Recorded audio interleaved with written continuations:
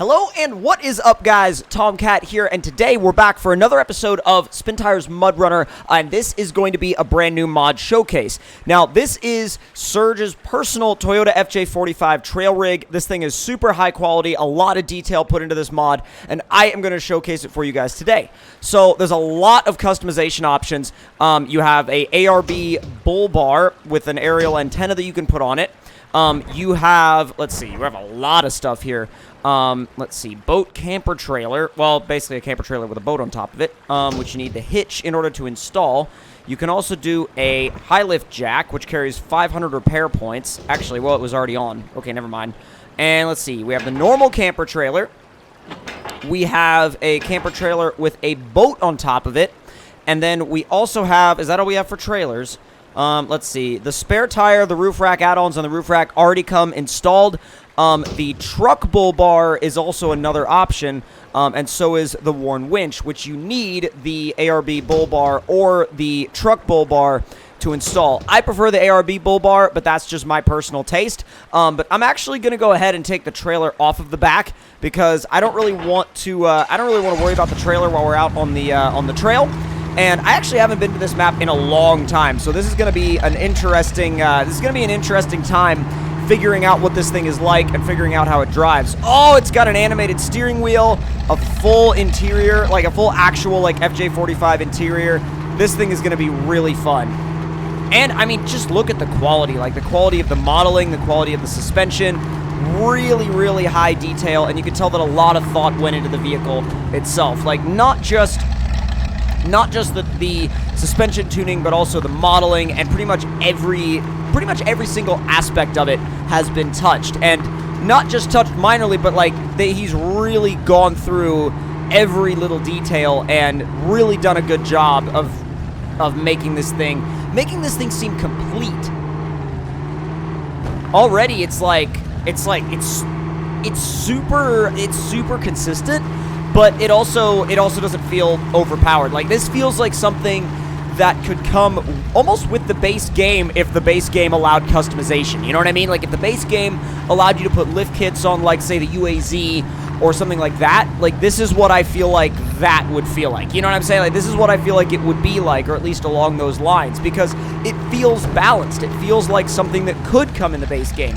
Something worth noting is that it doesn't work with MudRunner mod, so if you are planning on using this rig, make sure you run it in the normal game. Don't try to run it with MudRunner mod, because if you do, then he says it won't work. Which, by the way, also, if you want to try it out yourself, I'll leave a link to the Steam Workshop page in the description box down below.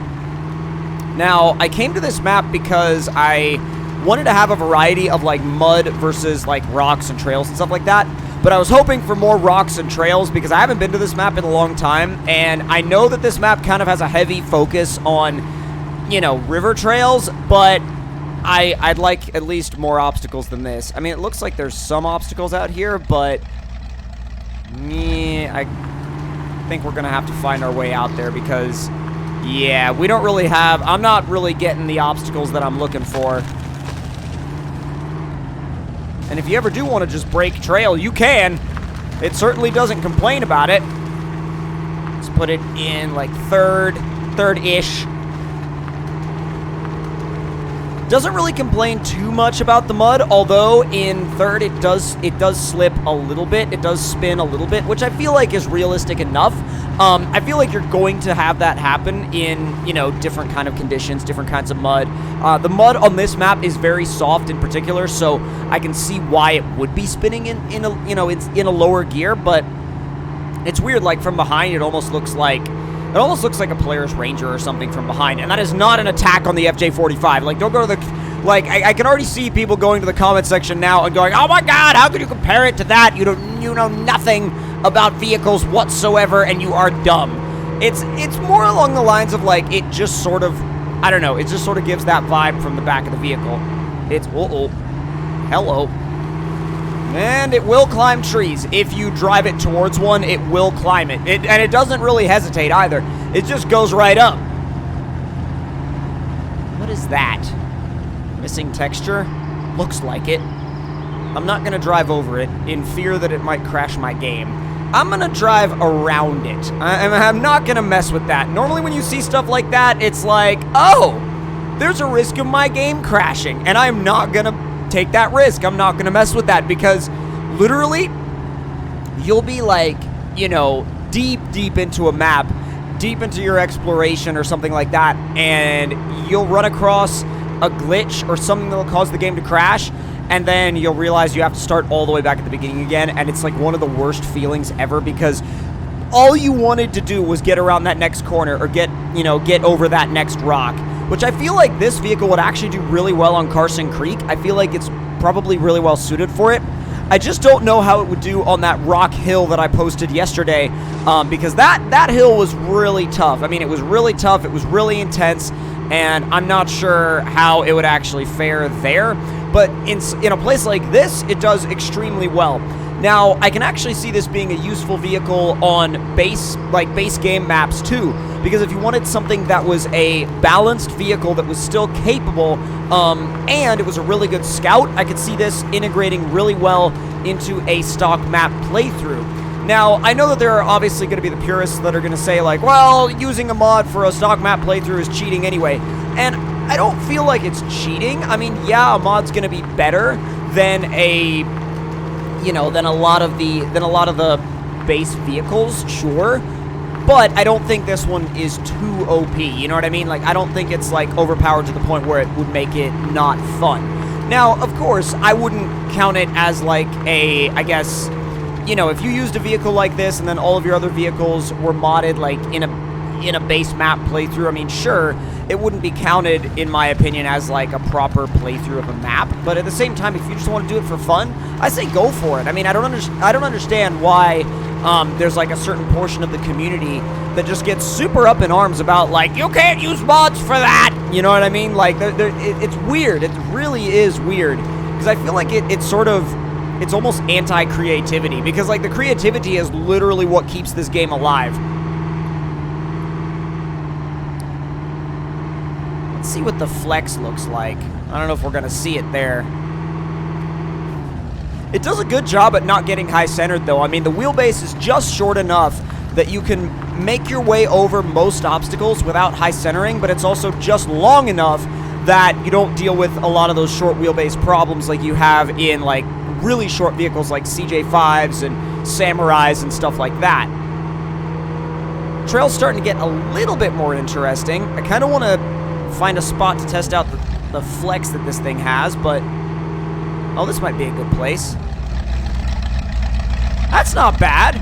That's actually really realistic looking. That's really realistic looking flex. I mean, it's tucking a tire up on this side, and it's nothing like, super wild and out of this world crazy, but it's very realistic looking, and it's very realistic feeling. Like, honestly, I know there's been a trend with more realistic vehicles lately, and I'm not mad. I'm not mad about it at all. I think it's a really cool thing. I think it's a really cool thing that there's been a heavy focus on vehicle quality lately, and not just vehicle quality, but like the quality of the modeling and the quality of the tuning of the suspensions, the transmissions, like everything lately has definitely been a little bit more realism focused in the mod community, and I like that. I think it's a really cool change of pace, because for a while it was like super cartoonish, like massive tires or tracks or something like that, and then it shifted over to a lot of like really realistic vehicles, and I don't know what caused the shift. I think it's just, a community like this will see shifts like that from time to time, but I do think that it's a really cool shift. Let's see about... Oh, yeah, this is the kind of obstacle I'm looking for. There we go. Oh, wow, yeah, that is... Like, it didn't even remotely complain about that. I just pointed it at the rock and said, go, and it went. And it went without any wheel spin or drama or complaining. It just went.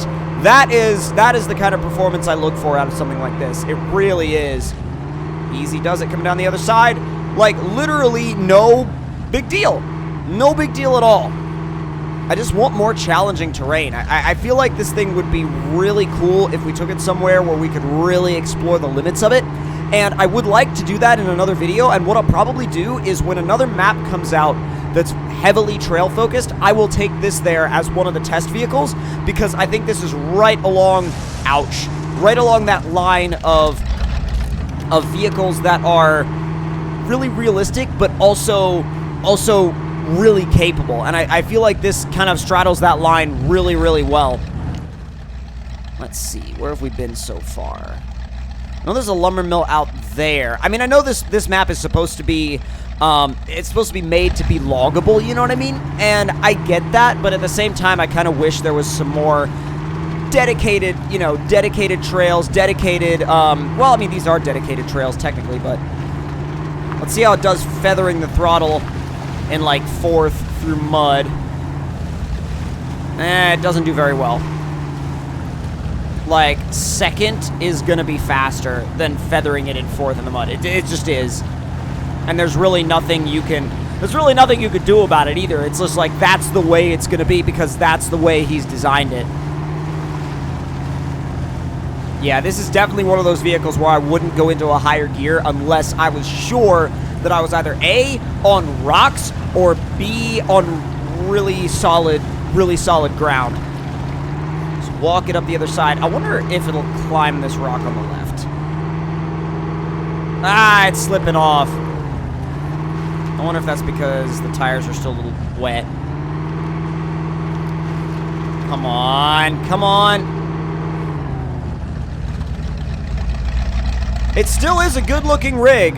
It's one of the best-looking rigs to come out in recent memory. It really, really is. And it's so much detail. I love the placement of the high lift. It's just, everything looks right. I would love to own one of these in real life. Like, no joke, this is definitely one of the vehicles that I would love to own in terms of off-roaders. I mean, yeah, it might not be the craziest, most capable, like, rock buggy or anything like that, but this is one of those jack-of-all-trades vehicles that can pretty much get anything done that you want it to get done. So that is going to be basically my mod spotlight and review of this FJ45. If you enjoyed it, make sure to leave me a like. Let me know in the comments below if you have any suggestions, and let me know if you enjoyed the video. And if you're new around here, make sure to subscribe and hit that notification bell to stay up to date. And I'll see you guys next time.